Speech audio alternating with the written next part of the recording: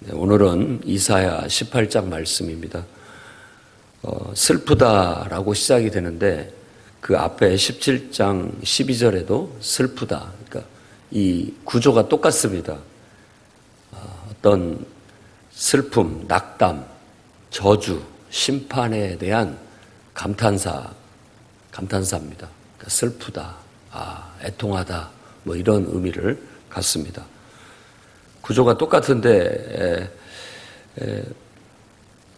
17장 12절에서는 많은 민족들이 소동하는 소리를 파도소리로 비유를 했다면 여기는 이제 구스 강 건너편 날개치는 소리, 날개치는 소리가 나는 땅이라고 그렇게 얘기를 합니다.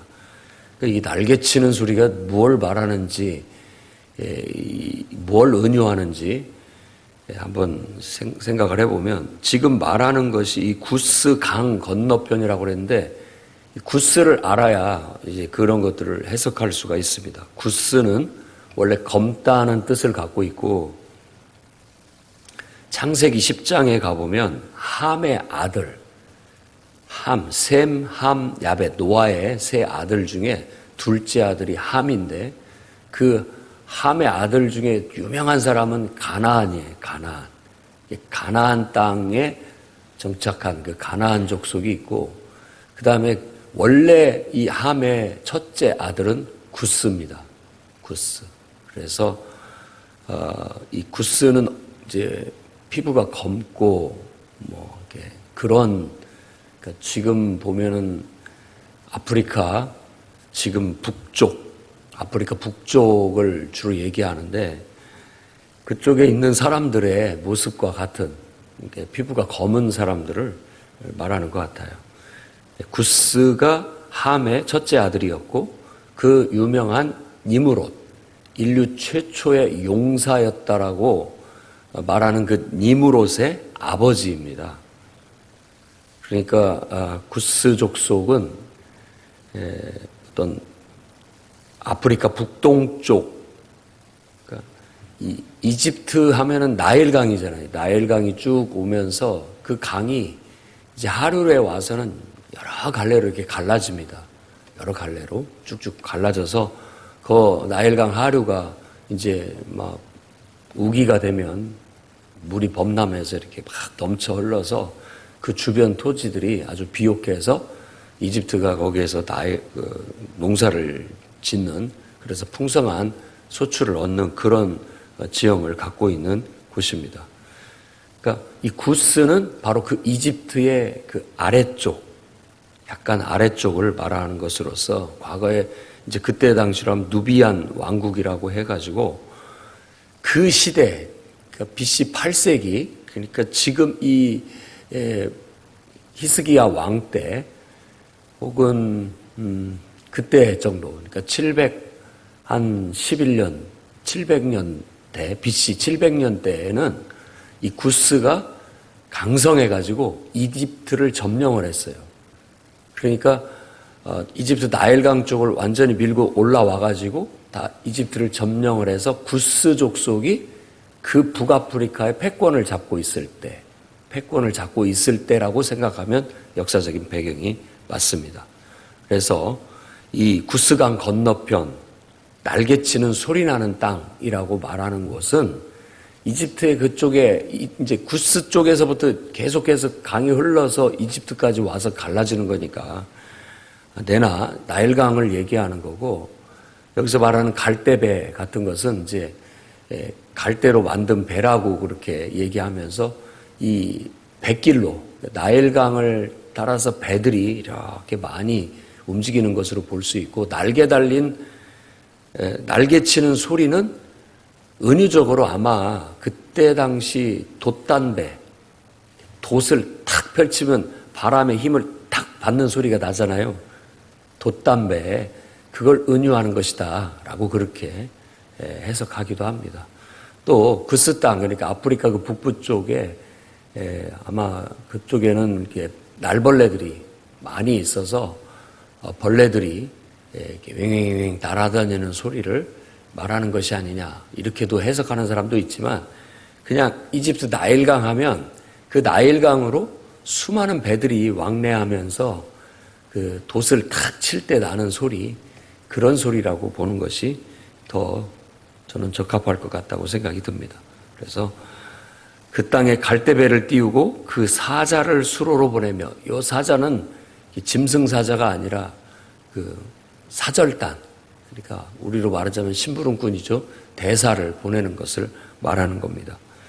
근데 이 사자를 어디로 보내느냐, 누가 보내느냐라고 한다면 이 강들이 흘러나와 나누인 나라, 강이 흘러나와서 나누인 나라가 바로 그 이집트의 나일강을 말하는 거고, 구스 땅에서부터 흘러나오는, 그래서 촥촥촥 여러 갈래로 나눠지는 그런 나라를 말하는 겁니다. 그러니까 구스에 보내는 것으로 보여지기도 하고, 장대하고 준수한 백성, 시초부터 두려움이 되고 강성하여 대적을 밟는 백성, 아주 힘 있는. 그래서 이쪽 북아프리카 쪽에, 이 나일강 그 북아프리카 쪽에 사람들이 원래 키가 크고 막 근육이 좋고 탄력이 좋고 또 힘도 좋고, 뭐 어떤 이제 인류 학자들은 아마 최초 인류가 거기서부터 이렇게 발원해서 나갔을 것이다 라고 그렇게 얘기할 정도로 그 사람들의 용모가 준수하고 크고 힘이 세고 피부도 까무잡잡 검어가지고 아주 그냥, 검은 것이 이렇게 예쁘게 검은 것은 막 우리 그 말들도 새카만 말들이 윤기가 좌르르 흐르는 것처럼 아주 멋지게 힘있게 보이는 그런 모습을 갖고 있습니다. 그래서 그런 것들을 말하고 있는 거예요. 왜 이런 얘기들을 하면서 슬프다라고 얘기하냐면, 그때 히스기야 왕 때에 지금 이 중동이라는 그쪽에 패권을 놓고 여러 제국들이 막 서로 경쟁하는 때예요. 그러니까 팔레스타인, 이스라엘을 중심으로 본다면 북쪽에서는 아수르 제국이 일어나고, 그 밑으로는 바벨론 왕국이 호시탐탐 그 패권을 잡으려고 또 막 으르렁거리고 있고, 이쪽에는 구스가 아주 강성해져 가지고 이집트를 점령을 하고 그 패권을 또 이 북쪽으로 밀고 올라가려고 하는 그런 때라고 볼 수 있다는 겁니다. 그러다 보니까 여러분들이 그 중간에 낀 조그마한 소왕국이라면 저 북쪽에 붙어야 돼, 저 남쪽에 붙어야 돼, 어느 쪽과 내가 손을 잡아야 더 안전할까, 이런 것들을 가늠하게 돼 있습니다. 정치적, 외교적 수교를 통해서 어떻게든지 이득을 얻으려고 하는 그런 정치적인 행동을 말하는 거예요. 그래서 이런 외교적인 그런 방법을 통해서 인간적인 노력으로 지금 그 아수르 제국이 밀고 내려오는, 그러니까 세력을 확대하기 위해서 밀고 내려오는 그 공격을 막아보려는 것 그 자체가 부질없다. 결국은 그것 자체가 하나님의 큰 세계 경영을 거스리는 불신앙이다 라고 이사야가 지적하고 책망하고, 또 내가 봐도 왜 슬프다라고 얘기하냐면 그건 알고도 막을 수가 없는 거예요. 우리 마음으로는, 인간적으로는 그쪽에 이렇게 사신을 보내서 또 사신이 서로 왕래하면서 야, 우리 서로 손잡고 어떻게 한번 이겨내보자. 근데 이 구스도, 이 이집트 쪽에 있는 이 구스 세력도 내나 손 잡는 것은 일시적인 협상일 뿐, 나중에 때가 되면 또 밀고 올라와서 우리도 짓밟고 우리 왕국도 다 지배하고 밀고 나갈 것이고, 아수르 제국도 똑같습니다. 지금 친아수르 정책을 펴면서 그 왕국을 손을 잡고 이렇게 하고 있지만 언제 그들이 마음을 돌려서 우리를 그냥 멸망시킬지는 불보듯 뻔한 일이고, 그냥 바람 앞에 등잔 같은 그런 입장에 놓여져 있는 거예요. 그런데 지금 선지자는 자꾸만 이 열 왕국들이 주변에 있는 왕국들을 의지하여 인간적인 방법으로 그것들을 모면하려고 하는 것에 대해서 지적하고 책망하고 있는 거예요. 그럼 뭐냐? 오히려 하나님을 의지해야 된다. 모든 인간들이 하나님을 의지하고 하나님을 경외하면서 하나님 앞에 바르고 정직하게, 그러니까 공의를 행하고 정의를 행하고 늘 진실하고 성실한 거, 그거보다 더 나은 것이 없다. 그러니까 설령 나라가 망해서 다른 피지배를 당한다 할지라도 그 백성들이 항상 하나님 앞에 정의를 행하고 공의를 행하고 진실을 행하고 인자를 행하고 성실하다면 그러면 오히려 더 낫다라고 그렇게 얘기를 하는 겁니다. 미래에 비전이 있고 오히려 소망이 있다. 그런 거예요. 사실 그리스가 모든 면에 있어서 문화적으로 이런 것들이 수준이 높아서 여러 나라를 지배할 때 지도자들만 싹 숙청을 하고 그 나라 백성들은 더 잘 살 수 있도록 만들어줬습니다. 그러니까 알렉산더가 막 밀고 나아갈 때 백성들은 다 환영을 했어요. 차라리 우리를 압제하고 우리 이 나라를 제대로 잘 이끌지 못하는 지도자라면 차라리 없는 게 낫다. 누군가가 더 우리를 더 잘 살게 그리고 또 더 수준 높게 그렇게 이끌 거라면 그런 지도자라면 환영하겠다.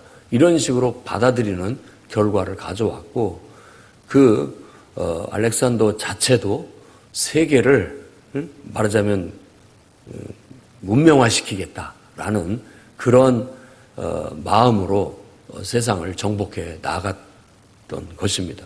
그런 것들 또 그렇죠. 그렇기 때문에 항상 누가 정의를 행하고 공의를 행하고 누가 진실하고 성실하냐 누가 인자를 더 행하느냐 이런 문제가 사실상 겉의 형태 우리를 이렇게 겉으로 형태를 이루고 있는 그런 것보다도 더 중요한 문제라는 것을 이 이사야 선지자가 말하고 있는 겁니다. 그거야말로 진정한 세계화예요. 진정한 세계화. 어떤 가문의 어떤 틀 이런 것들의 명분을 지키기 위해서 가문, 민족, 국가 이런 틀을 지키기 위해서 실질적으로 그런 틀을 지키면서도 불의를 행하고 악을 행하고 실질적으로 모든 면에 있어서 무력하고 연약하다면 그건 의미가 없는 겁니다. 전혀 의미가 없는 거예요.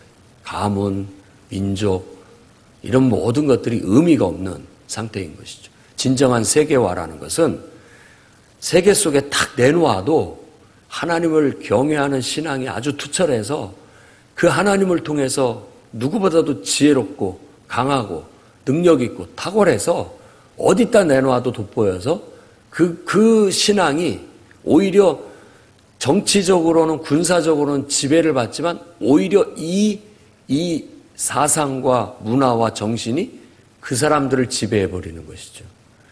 실제 그리스의 문명이 헬라 제국의 문명이 대단했기 때문에 로마가 모든 세상을 지배했다 할지라도 로마는 그리스 문화를 못 입게 되는 겁니다. 그냥 왜? 그게 너무나 수준이 높고 훌륭했기 때문에 그런 것이죠. 그렇다면 우리가 믿는 신앙이 우리가 가지고 있는 신앙이 어떻게 해야 되겠느냐 이겁니다.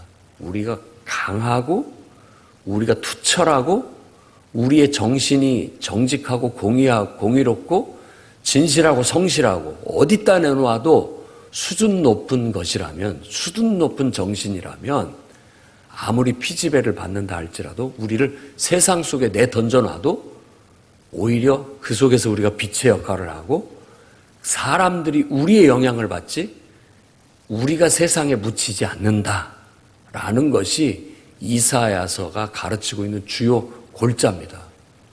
강해지셔야 됩니다.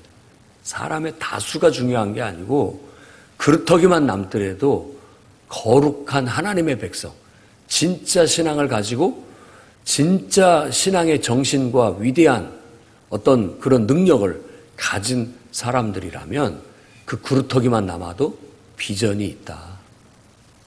그들을 통해서 세상에 빛이 되고 하나님을 온 세상에 알릴 뿐만 아니라 하나님을 믿는 신앙의 위대함을 모든 사람이 보고 듣고 깨닫고 다 하나님께로 돌아오게 될 것이다 라고 얘기하는 겁니다. 그래서 지금 이 4절부터 7절까지의 얘기도 바로 그런 맥락에서 하고 있는 겁니다. 하나님께서 이렇게 인생들이 자꾸 정치적인, 군사적인 힘을 의지하는 거, 자기 자신을 살펴서 스스로가 똑똑해지고 스스로가 강해지고 스스로가 수준 높아지고 공의롭고 정의롭고 진실하고 인자하고 성실하려고 노력하려고는 하지 않고 그런 노력은 전혀 없고 그냥 정치적인 군사적인 힘만 의지하려고 하는 그런 얄팍함, 그것을 가만히 관찰해 보는데 감찰하신다고 얘기하는데 자기 처소에서 일광욕을 하듯 또 더위에 우무가지 더위를 피하면서 시원함을 이렇게 느끼면서 쳐다보는 것 같다. 휴가 가서 뭐 어디 무슨 뭐 휴양지에 가가지고 이렇게 해수욕장 같은 데 가가지고 탁 누워가지고 파라솔 쓰면서 이렇게 보면서 그동안 살아온 인생을 한번 이렇게 돌아보듯이 감찰하는 거예요. 인생들이 자기 스스로가 자기를 개발하고 자기를 더 증진시켜서 성장하고 성숙되고 더 훌륭한 사람이 되려고 노력하기보다 자꾸 이쪽에 가면 이 사람을 의지하면 정치적으로 힘을 의지하는 그런 모습들을 보면서 야, 이것들 싹수가 놀았구나. 그런 거예요. 하나님이 보실 때 그렇다는 겁니다. 그래서 결국은 하나님이 아무리 우리가 농사를 져도 그 꽃이 떨어져 버리거나 또 꽃은 폈는데 그것이 열매를 맺을 때 그게 열매를 맺지 못하고 열매가 떨어져 버리거나 하면 거둘 수 있는 게 없잖아요. 그렇게 되게 될 것이다. 하나님의 심판이. 하나님은 심은 대로 걷게 하시고 뿌린 대로 걷게 하시는 분이기 때문에 스스로가 하나님 앞에 바로 서지 못하고 스스로가 영적으로 강해지지 못하고 스스로가 자기 스스로의 삶을 더 수준 있게 끌어올리지 못하게 된다면 마치 꽃이 열매를 맺지 못하고 떨어져 버리고 열매도 또 그 꽃털이가 약해가지고 결국은 자라지 못하고 떨어져 버리는 것 같이. 그래서 그 연한 숯을 마치 독수리들, 산의 독수리들, 땅의 짐승들이 와서 다 뜯어 먹어버리는 그런 거와 같은 그런 심판의 날이 닥치게 될 것이다. 그런 결과를 가져오게 될 것이다 라고 성토하게 되는 것입니다. 결국 그러면 뭐 정치적으로 군사적으로 짓밟힐 뿐만 아니라 영적으로 정신적으로도 지배당할 수밖에 없는 겁니다. 우리나라가 일제시대 때 그들이 우리를 정치적으로 군사적으로 지배를 했지만 또 이 문화적으로 정신적으로 지배를 하려고 무단한 애를 썼지만 우리들의 정신과 문화가 더 위대하고 앞섰기에 지배당하지 않는 거나 똑같은 겁니다. 우리의 문화, 우리의 정신, 우리의 신앙, 이 신앙의 문화와 신앙의 인격이 더 수준이 높고 강하면 오히려 우리를 지배하러 온 사람들도 우리의 영향을 받아서 그들이 하나님을 믿는다니까요. 신약 성경에 보면 로마의 백부장들이나 군인들이 이스라엘에 와서 주둔해 있다가 거기에서 하나님을 믿는 사람들이 많이 나옵니다. 또 지금 구스, 이 구스는 지금의 에디오피아를 말합니다. 그러니까 나중에 에디오피아가 돼요, 거기가. 근데 신약 성경에도 에디오피아의 여왕 간다게, 여왕의 이름이 간다게입니다. 넷이 이름이 간다게가 아니고 여왕의 이름이 간다게인데 간다게의 그 넷이 국고 맡은 그 사람이 이스라엘을 왔다가 거기에서 성경을 읽고 있잖아요. 성경을 읽고 있어요. 성경을 읽고 있을 때 빌립 집사가 가가지고 그것을 통해서 예수 그리스도를 가르쳐서 예수 믿게 되는 거예요. 북아프리카 중에 아주 독보적으로 기독교 국가가 에티오피아입니다. 물론 말도 많고 탈도 많고 정치하는 지도자들이 아직 미숙해서 여러 가지 문제는 많지만 그래도 기독교 국가예요. 그런 것들이 다 이런 역사적인 배경을 가지고 있습니다. 또 에티오피아 여왕이 솔로몬 왕 때 왕국을 방문했던 이야기라든지 이런 것들은 아주 유명한 얘기가 되는 것이죠.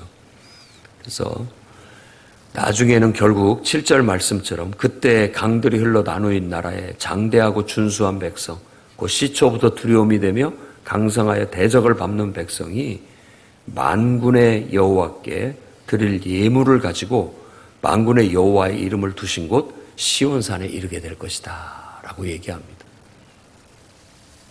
하나님 앞에 예물을 들고 와서 감사 예배를 드리게 되는 날. 이 이사야서에 늘 항상 이렇게 암시적으로 하는 말이 세계선교예요. 이제 여호와 하나님을 경외하고 섬기는 이 신앙이 유다 왕국, 이스라엘이라는 소왕국 안에만 머물러서는 안 된다라는 거예요. 그래서 그 국가적인 민족적인 틀을 깨는 겁니다. 깨서 향유 옥합도 깨져야 향이 더 널리 날아갈 수 있는 것처럼 그걸 깨서 제국이라는 큰 세상 속에 두는 거예요. 그 속에서 정말 빛의 역할을 할 수 있는가? 하나님이 도전하는 겁니다. 이스라엘을. 그 속에서도 하나님을 믿는 이 신앙이 많은 사람들에게 영향을 미쳐서 모든 사람들이 하나님을 믿으려고 오고 그 말씀을 배우려고 올 수 있겠느냐라는 겁니다. 그런데 그런 하나님의 뜻을 거스리는 것이 이스라엘 민족이에요. 자꾸 다시 하나님은 그 민족을 깨뜨리고 그 국가를 깨뜨려서 세계 속에 하나님을 알리고 싶은데 자꾸만 그렇게 하나님이 역사를 하면 이 이스라엘 민족들은 요나 같았고 요나같이 다시 민족을 찾고 국가를 찾아서 모여들려고만 합니다. 왕국을 다시 회복하려고 하고 국가를 회복하려고 정치적, 군사적 움직임을 해요. 그러다 보니까 이 보잘것없는 소왕국들이 제국 앞에서 독립을 하려고 하면 이 사자 같은 호랑이 같은 그런 제국들이 그냥 어떤 생쥐 같고 고양이 같은 그런 소왕국들이 이렇게 발버둥 치고 이렇게 뭔가를 하려고 하면 그냥 한 발에 탁 내치는 거예요. 그러니까 오히려 계속해서 정을 맞고 핍박을 당하고 어려움만 당하는 결과를 가져오는 거예요. 어떤 우리가 민족을 사랑하지 않고 국가를 사랑하지 않는다는 뜻이 아닙니다. 결국은 이스라엘은 국가나 민족이 없어졌다 할지라도 그들이 회당, 지금으로 말하자면 교회를 중심으로 해서 모여서 신앙을 가르치고 하나님 말씀을 가르침으로써 세계 민족 속에서 독보적인 민족으로 성장하고 자라는 결과를 가져왔어요. 그래서 세계의 경제를 쥐고 있는 건 유대인이다 할 정도로, 그리고 뒤에서 정치를 움직이고 있다 할 정도로 영향력 있는 민족이 됐습니다. 2000여 년 동안 없던 나라가 사실 그 시드기야 왕 때 나라가 바벨론에게 망할 때 원래 역사 속에서 없어진 나라와 같아요. 그런데 1948년도에 그 막강한 영향력이, 경제력이, 정치, 군사력이 그 없어진 나라에 다시 옛날 성경에 나와 있는 이스라엘이라는 나라를 다시 회복하는 그런 놀라운 일이 일어났죠. 어떻게 보면 말세 징조 중에 하나라고도 할 수 있는 일이 벌어지게 된 겁니다. 그런 것은 겉이 중요한 게 아닙니다. 틀이 중요한 게 아니에요. 가문, 민족, 어떤 국가, 심지어는 국가의 틀까지도 그런 것들이 있으면 훨씬 유리하고 좋겠지만 그게 없다 할지라도 내 자신이 투철한 정신과 강인한 어떤 실력으로 무장되어질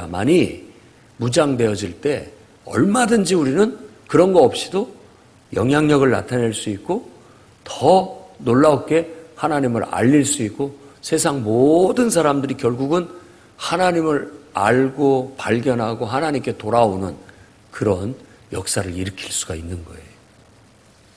그러나 신앙이 약해버리고 무력하고 능력을 개발하지 못하고 갖추지 못하고 실력을 갖추지 못한 상태에서 가문, 민족, 국가 아무 의미 없습니다. 결국은 무력하여서 어디다 내놓을 수도 없고 그냥 짓밟힐 수밖에 없고 그냥 휩쓸릴 수밖에 없는 그런 연약한 존재가 돼버리고 마는 거예요. 이 하나님이 이렇게 관찰하듯이 우리도 우리 자신들을 살펴야 됩니다. 무엇에 힘써야 될지, 우리가 어떤 사람이 돼야 될지를 다시 한번 마음에 결단을 하고, 내가 그리스도인이라면, 내가 하나님을 발견했고 하나님을 알게 됐고 하나님 안에서 구원받은 사람이라면 그 신앙을 더 투철하게 가지고 그 신앙을 개발하고 더 크게 능력 있게 성장하고 발전시켜서 세상 어디다 나를 내던져놔도 그 속에서 하나님을 전하고 빛의 역할, 소금의 역할을 감당할 수 있는 그런 성도가 돼야 되겠다. 그런 교회가 돼야 되겠다라고 해야 되는 겁니다. 그런 속에서 가문도 중요해지게 되는 거고, 가문이 빛이 나게 되는 거고, 그런 속에서 민족이 빛이 나게 되는 것이고, 그런 사람들로 이루어진 국가가 빛을 발하게 돼 있는 겁니다. 그 두 가지가 상호 보완적일 때 바로 더 힘있고 능력 있는 그런 역사를 일으켜 나갈 수 있다는 걸 믿으시기 바랍니다. 실제로 역사 속에서 히스기야가 이제 아수르의 랍사게가 와서 예루살렘을 다 포위했어요. 아수르 제국이 처음에는 친정책을 쳤지만 이 히스기야가 또 이 구스, 그러니까 이집트죠. 이집트를 점령하고 있었으니까 그쪽에다가 사신을 보내서 이렇게 도움을 받으려고 이렇게 하니까 또 이쪽에서 그쪽 북쪽에서 아수르가 싫어할 거 아닙니까? 그 괘씸하다, 가만두지 않겠다, 와서 점령에 들어오고 포로로 포위를 하고 있을 때 하나님 앞에 나아가 랍사게의 정말 하나님을 멸시하고 조롱하는 말들을 가지고 가서 기도를 했을 때 이사야 선지자를 통해서 하나님의 응답이 나오게 되었고 18만 5천 명이나 되는 그 군대가 하루아침에 다 사라져버리는, 멸망을 당하는 그런 결과를 가져오게 됐죠. 그러다 보니까 큰 대승리를 거둔 거잖아요. 그 당시에 아수르에 대적할 만한 왕국은 없었어요. 그런데 그런 역사를 하나님께서 일으켜 주셨어요. 그런 이야기들이 이제 역대하 32장에 나옵니다. 그랬을 때 열 왕국들의 사신들이 쫙 와요. 사신들이 와서 사신들이 축하하는 선물을 가지고, 야, 대단하다. 역대 아수르를 이겨먹은 나라가 없었는데 네가 이겼다라고 하면서 오는 거예요. 바로 그런 어떤 역사적인 배경을 예언자의 시각으로 이렇게 묘사하고 있다고도 볼 수 있는 겁니다. 그때 바벨론에서도 사신을 보내왔죠. 근데 바벨론은 그렇게 함부로 볼 왕국이 아니었는데 히스기야가 아무 상관 없이 무방비 상태에서 모든 걸 노출하고 받아들인 것에 대해서 이사야가 성토하는 이야기들이 역사서 속에 나타나 있는 겁니다. 그러니 평상시 때 우리도 우리 신앙을 성공하는 방법은 다른 게 없습니다. 내가 기도도 않고 말씀에 기초도 없고 예배나 또 하나님을 향한 봉사나 헌신, 내 영적인 어떤 것들이 아무것도 제대로 갖춰지지 않은 상태에서 무슨 좋은 교회만 다닌다고 해서, 큰 교회만 다닌다고 해서 아무 능력도 안 나타납니다. 될 수가 없는 거예요. 내가 먼저 영적으로 바라서야 그 교회가 능력 있는 교회가 되는 거고, 여러분들의 가문이 능력 있는 가문, 위대한 가문이 되는 것이고, 여러분들이 살아가는 이 나라, 이 민족, 이 국가가 힘있고 능력 있는 나라가 될 수 있다라는 사실을 믿고 오늘 말씀에 입각하여 아주 힘있고 능력 있는 그런 영적인 사람들이 되시기를 주의 이름으로 축원합니다.